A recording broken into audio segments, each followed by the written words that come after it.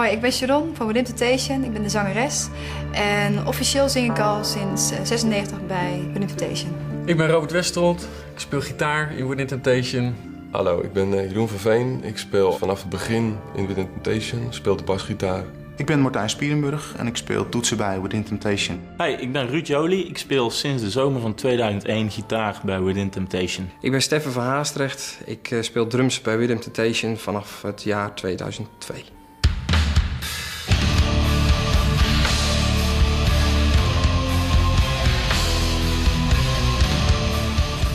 Nou, dit is Robert met zijn eerste platencontract. Robert met haar. Daar is hij 17. Dit is Martijn met zijn toenmalig vriendinnetje. En even kijken hoor, hier zit Jeroen met haar. Iedereen heeft nog haar hier.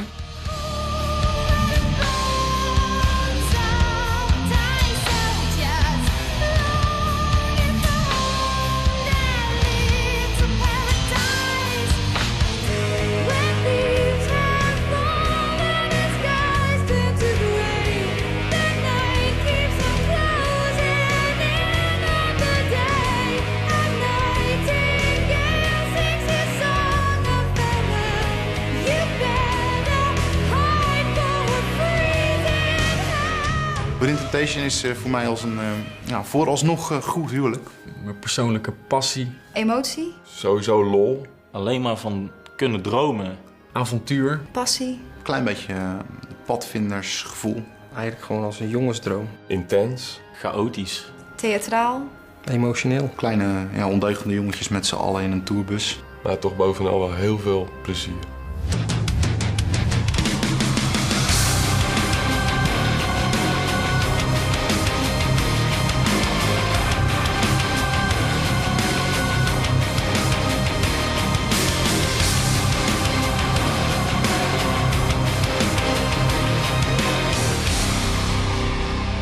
Mensen hebben gewoon altijd een beeld bij je als band. Weet je, wij voelen ons nooit zoiets van, nou, we zitten in een bepaalde stroming of zo, dus we moeten dit of dat. Maar we vonden het gewoon altijd, we maken dit soort muziek en dit vinden we erbij passen. In het begin noemden ze ons doom metal. En toen werd het sprookjes metal of Celtic metal hebben we nog een keer hebben we genoemd. Nou ja, en toen op een gegeven moment werd het gothic metal. En op een gegeven moment dan zit je daaraan vast. En waar wij gewoon eigenlijk altijd gewoon van uitgegaan zijn, is van, ja, wat vinden wij leuk? Leuk om te maken qua muziek, maar ook van, ja, weet je wel, hoe vinden we het leuk om op het podium te staan als band? Ja, op een gegeven moment qua make-up, ik ging steeds donkerder, maar dat was ook vanwege de metal. Soms heb je, weet je wel, dat je dan zit je in een donkere hoek van de muziek. En er hoort een bepaalde, qua emotie, qua uiting, hoort daar ook een bepaalde make-up bij. Niet dat het heel heftig was, gewoon een eyeliner, weet je wel, wat heftiger dan normaal, weet je wel. Maar in combinatie met de jurk werd wel heel gauw in die hoek van gothic geplaatst. Op een gegeven moment, als een media een plaatje van je heeft, en willen ze dat graag ook vertellen, want vinden ze dan leuk om te vertellen van, kijk, ze zitten in dat hokje. De duistere kant, weet je wel. Ze noemen het de bezemstelen kant of weet je wel, de bloedige kant. Weet ik. Ja, weet je wel, dat heeft heel weinig met ons te maken. En als band wil je nooit in een hokje geplaatst worden.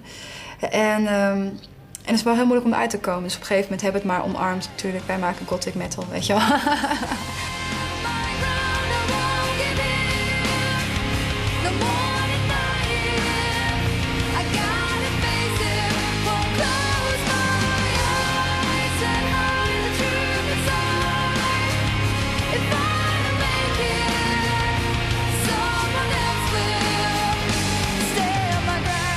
Als klein meisje vond ik het altijd heel erg leuk om tekeningen te maken. En dan voornamelijk van jurken en prinsesjes en een beetje heel erg, een beetje de trouwjurken stijl en zo.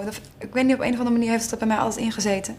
Dit was mijn eerste jurk. Daar heb ik helemaal opgemeten van, nou, hoeveel stof hebben we nodig en wat voor soort kleuren wil je. Nou, het was niet de meest smaakvol als ik er nu op terug ga. Denk van, oh, wat heb ik laten maken. Maar op zich wel heel leuk. Nou, ik heb verder nog een jurk die ik tijdens de Silent Force heb laten maken.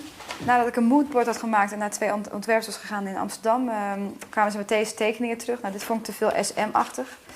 En deze jurk vond ik wel heel gaaf. Ja, het mag best sexy zijn. Ik vond dit eigenlijk nog niet sexy genoeg. Ik heb toen een V-hals erin laten maken met een touwtje hier. En ik wilde graag een draaktop hebben in het zwart. Het is deze jurk geworden uiteindelijk. Met de supersonische draaktop.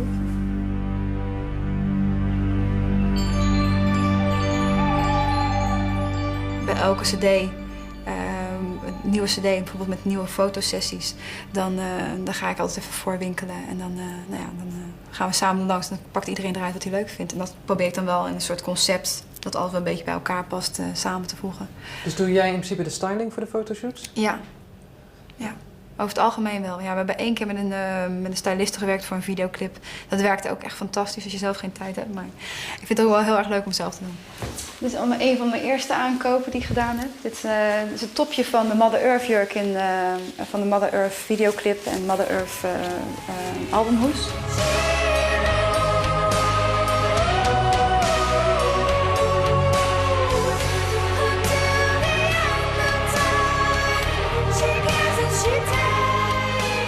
Een ander iets wat ik heb laten maken is in dezelfde lijn van die rode jurk die ik net liet zien. Is dus ook bij het ontwerpstudio vandaan. Dan had ik ook wat tekeningen laten zien van iets wat ik heel gaaf vond. Ik was net een film Star Wars geweest. Een beetje weird-achtige, weirde kleding. En met rare patronen, wel heel grafisch en zo. En ik vond dit wel heel gaaf eigenlijk. Soms dan koop ik ook wel eens dingen die wat meer vintage is. En ik was in Berlijn voor de videoclip Memories.